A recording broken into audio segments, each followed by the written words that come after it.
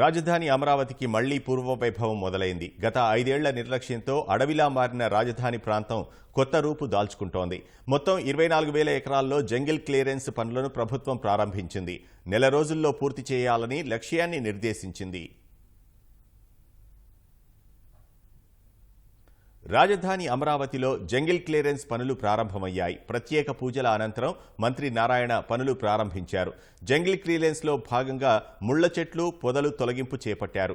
మొత్తం 36 కోట్ల రూపాయలతో జంగిల్ క్లియరెన్స్ పనులు చేపడుతున్నారు.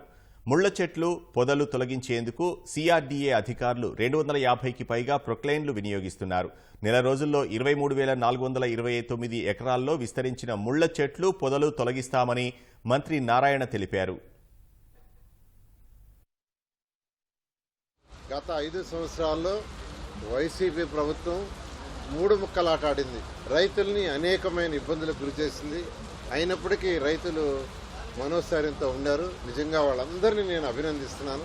అందుకని ఈ ప్రభుత్వం ఇప్పుడు రాగానే ఇమీడియట్గా దీన్ని టేకప్ చేయమని ముఖ్యమంత్రి గారు చెప్పడం. అయితే దానికి అంతకుముందు వేసిన రోడ్లు కొన్ని తవ్వేశారు, కొన్ని డోర్లు, విండోస్ ఎత్తుకొని వెళ్ళిపోయారు. ఇలా అసలు ఇక్కడ కంప్లీట్గా దీన్ని ఒక అడవి చేశారు. గ్రామ కంటాలు కావచ్చు, లేదా ప్రభుత్వ భవనాలు కావచ్చు, అన్నీ తీసుకుంటే ఇది 58,000 ఎకరాలు.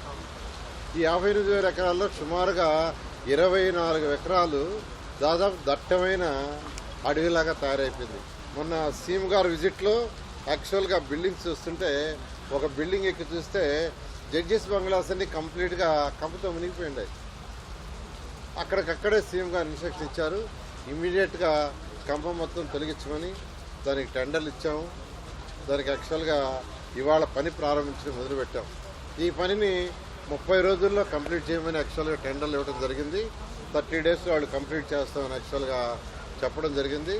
కంప్లీట్గా 30 డేస్లో ఈ పని పూర్తి చేస్తే first step, this is the first step. ముఖ్యమంత్రి గారు ఇచ్చిన ఫస్ట్ ఆదేశం అంటే ఫస్ట్ కంప తొలగించండి.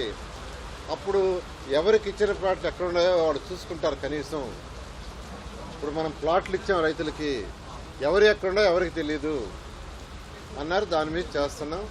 తర్వాత ఏదైతే బిల్డింగ్స్, రోడ్లు అప్పుడు కట్టామో, గత 5 సంవత్సరాలు ఎటువంటి మెయింటెనెన్స్ కానీ దాని గురించి పట్టించుకోకుండా గత ప్రభుత్వం, వైఎస్ఆర్సీ ప్రభుత్వం వదిలేస్తే దాని వల్ల కంటిన్యూ చేయాలని ముఖ్యమంత్రి గారు ఆదేశించడం.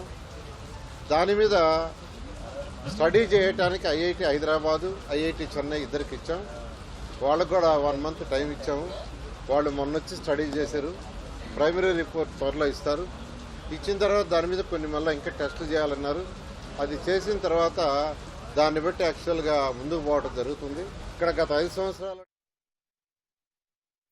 ముళ్ల చెట్లు తొలగించాక ఆయా సంస్థలకు అప్పగించి పనులు మొదలుపెట్టాలని నిర్ణయించినట్లు మంత్రి తెలిపారు. రైతులకు కౌలు పెంచుతామని ప్రకటించారు.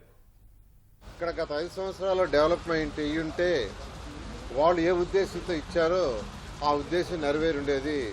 కౌలు కూడా సరిగా ఇవ్వలేదు కాబట్టి మరొక 5 సంవత్సరాలు ఎక్స్టెండ్ చేయమన్నారు.